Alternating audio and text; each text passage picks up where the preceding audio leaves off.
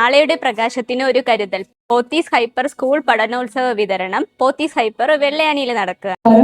Vellayani Pothys hyper മാർക്കറ്റിലേക്ക് ഏവർക്കും സ്വാഗതം. ഇവിടെ ഇരിക്കുന്ന ഓരോ കുഞ്ഞുമക്കളും നാളത്തെ സമൂഹത്തിന്റെ വാഗ്ദാനം. വിശിഷ്ടാതിഥികളെ ആദരിക്കുന്ന ചടങ്ങാണ് Nemam SI Aneesh sir, Nemam ward councillor MR Gopan sir, Ponnumangalam ward councillor Sreedevi ma'am, വ്യാപാരി വ്യവസായി Nemam unit president Shaneer sir, പിന്നെ ഇൻഫ്ലുവൻസേഴ്സായ ഞാനും ഫുഡി ടൈം ട്രാവൽ വിഷ്ണുവും ഉണ്ടായിരുന്നു. ഭദ്രദീപം കൊളുത്തി ഉദ്ഘാടനം നിർവഹിച്ചു.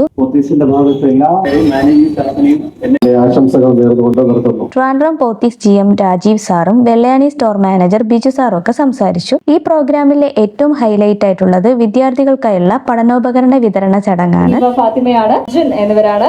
വാസുകി മോളാണ് ഇപ്പോൾ ഗിഫ്റ്റ് കളക്ട് ചെയ്യുന്നത്. ശ്രീമതി അനാമികയാണ് ഇപ്പോൾ സമ്മാനങ്ങൾ നൽകുന്നത്.